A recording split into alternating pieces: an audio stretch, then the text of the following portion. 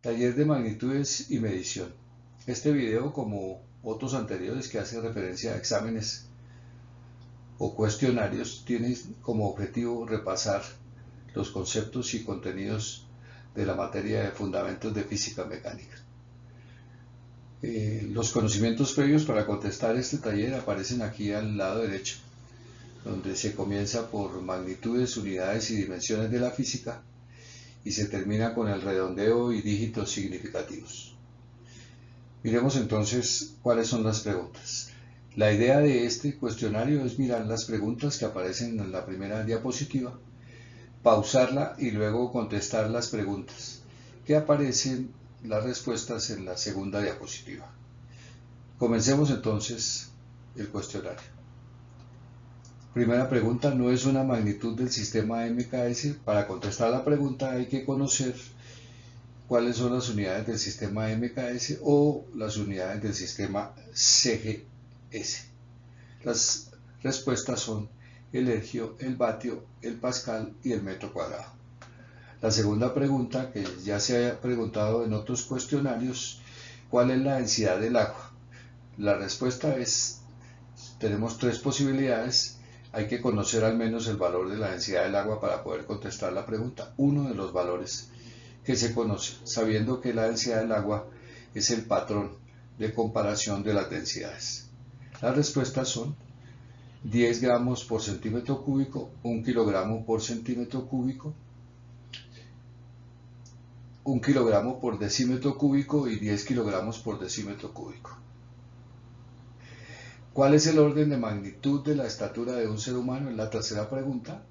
Para conocer la magnitud o el orden de magnitud se necesita tener idea de cuál es la altura media o promedia de un ser humano, expresarlo en notación científica, luego hacer un redondeo, sabemos que debe ir en el sistema MKS, y expresarlo finalmente como una potencia de 10. La respuesta es 10 a la 0, 10 a la 1, 10 a la 2 o 10 a la 3. La cuarta pregunta dice, ¿qué resulta de redondear 195,15 decigramos a dos dígitos significativos? Entonces tenemos que conocer las reglas de redondeo. En este caso, vamos a redondear el 9 sabiendo que a la derecha hay un 5. Entonces hay que conocer las reglas del redondeo. Las respuestas son 190 decigramos, 20 decigramos, 200 decigramos y 195 decigramos. La quinta pregunta, nos dan una fórmula de posición de cinemática y nos piden el valor de B, sabiendo que Y es longitud, B es velocidad y T es tiempo. Entonces, para que esto se cumpla, la ecuación debe ser dimensionalmente correcta. Es decir, que las dimensiones del lado izquierdo de la ecuación son iguales a los del lado derecho. Las respuestas son longitud sobre tiempo, masa sobre tiempo, longitud al cuadrado sobre tiempo y longitud sobre tiempo al cuadrado. La sexta pregunta dice, ¿cuál es la fuerza neta que experimenta una masa de 1 kilogramo que se mueve con una aceleración de 5 centímetros sobre segundo al cuadrado?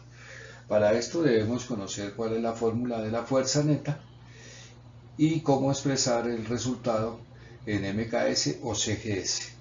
Las respuestas son 5 newton y 50 newtons, que son MKS, y 500 dinas y 5000 dinas, que son CGS. La pregunta número 7 dice, ¿cuál es el área de un círculo de radio 2,5 decímetros si se tienen en cuenta los dígitos significativos? Sabemos que la incertidumbre se propaga en las operaciones. Conocemos que el área de un círculo es pi por el radio al cuadrado. Entonces, teniendo en cuenta esto, debemos calcular el área. Las respuestas son 0,196 metros cuadrados, 1,96 por 10 a la menos 1 metros cuadrados, 2,0 metros cuadrados y 2,0 por 10 a la menos 1 metros cuadrados. La pregunta número 8 dice, ¿cuál es la incertidumbre absoluta del recorrido de un móvil a una velocidad de 20 metros sobre segundo, más o menos 20%, que sería la incertidumbre relativa, de la velocidad y un tiempo de 10,0 segundos más 5, más o menos el 5%, que sería la incertidumbre relativa del tiempo. Es decir, que vamos a calcular el recorrido y a este le vamos a calcular la incertidumbre absoluta a partir de la incertidumbre relativa. Entonces las respuestas son 200 metros, 50 metros, 40 metros y 100 metros. Y por último, si un termómetro análogo tiene una incertidumbre absoluta de más o menos 5 grados Fahrenheit, ¿qué temperatura no se midió con este aparato? La idea es que determinemos la precisión del instrumento sabiendo que es análogo y de esta manera sabemos qué magnitudes se pudieron haber medido. Las respuestas son 10 grados Fahrenheit, 15 grados Fahrenheit, 20 grados Fahrenheit y 30 grados Fahrenheit. Aquí podríamos hacer una pausa en el video si quieren ver qué tan informados o qué tanto recuerdan y contestar las preguntas y luego compararlas con la siguiente diapositiva. Entonces voy a pasar a la segunda diapositiva y miremos cuáles son las respuestas. Entonces, no es una magnitud del sistema de MKS, sabemos que MKS son metros, kilogramos y segundos, y CGS son centímetros, gramos y segundos. La respuesta es el ergio. El ergio es una unidad de energía del sistema CGS. La unidad del MKS son los joules. La siguiente pregunta dice: ¿cuál es la densidad del agua? Sabemos que la densidad del agua, la fundamental o la primera, es de 1 gramo por centímetro cúbico. Partiendo de esa respuesta, entonces la respuesta es 1 kilogramo por decímetro cúbico. ¿Qué hacemos con esto? Lo expresamos en gramos por centímetro cúbico. Y de esta manera obtenemos que es 1 gramo por centímetro cúbico, que es la densidad del agua en condiciones normales. La siguiente pregunta: ¿cuál es el orden de magnitud de la estatura de un ser humano? Entonces debemos tener idea de que la estatura media de un ser humano es más o menos de 1,70.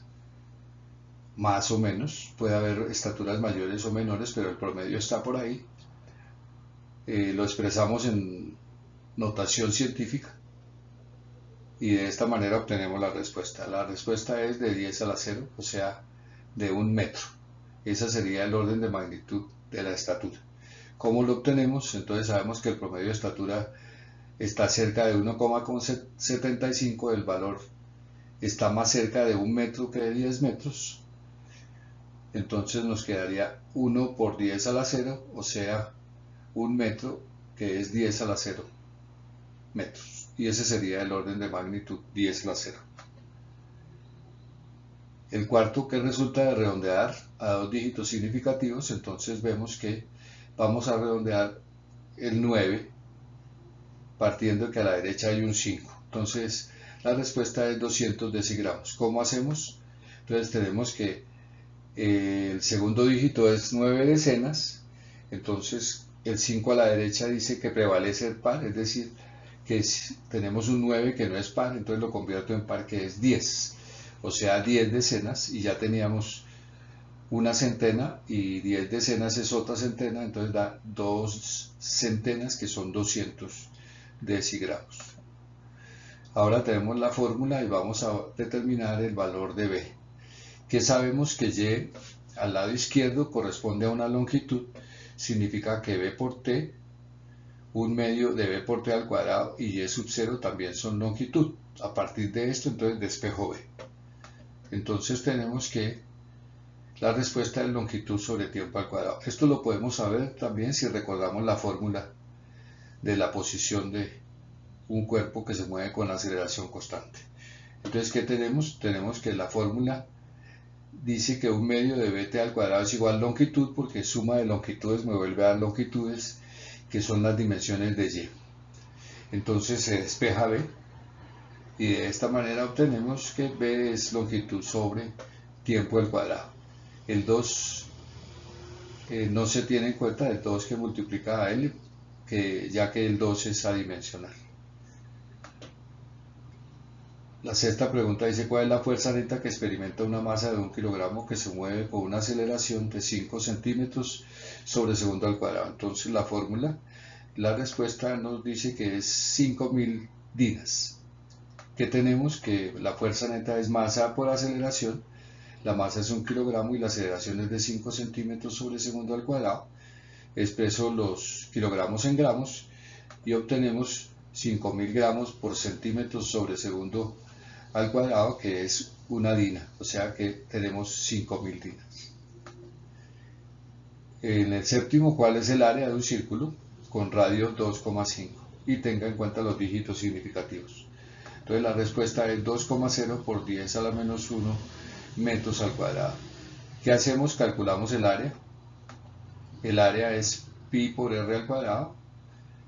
Expreso los decímetros en metros, que es 0,25, elevamos al cuadrado y nos da 0,1963 metros cuadrados. Entonces debemos redondear a los dos dígitos significativos, que en este caso sería el 9. Entonces a la derecha del 9 hay un 6, el 6 es mayor que 5, entonces el 9 se convierte en 10 y ya teníamos un 1, entonces se convierte entonces en 2, o sea 0,2, en este caso 0,20, para mantener los dos dígitos significativos. Expresado en notación científica, es igual a 2,0 por 10 a la menos 1 metros cuadrados. El octavo dice la incertidumbre absoluta del recorrido. Entonces, ¿qué necesitamos? La fórmula. Sabemos que el recorrido o la distancia recorrida con velocidad constante es x igual a velocidad por tiempo. Tenemos la respuesta, que es 50 metros. Sale de la fórmula, que son 200 metros sobre segundo por 10,0 segundos, y eso nos da 200 metros como la distancia recorrida. A eso le calculamos la incertidumbre absoluta, que corresponde a la suma de dos incertidumbres, en este caso 20% y 5%, que sería la relativa, y nos da que la incertidumbre relativa es del 25%. Ahora le calculo el 25% al resultado, que son 200 metros, y de esta manera encontramos la incertidumbre absoluta del recorrido. Entonces el 25% de 200 es 50 metros. Y la última pregunta, con respecto al termómetro análogo, que sabemos que la precisión es el doble de la incertidumbre. Si la incertidumbre es 5 grados, pues la precisión son 10 grados Fahrenheit. Sería la medida más pequeña que mide este aparato, y los múltiplos de 10, o sea 10, 20, 30, 40, 50, etc. La respuesta debe ser 15. ¿Y por qué 15? Porque 15 no es un múltiplo de 10, es decir, que este instrumento no pudo haber medido esa temperatura. Entonces, como la precisión es de 10 grados Fahrenheit, mide de 10 en 10, y 15 grados no se pudo medir con este instrumento.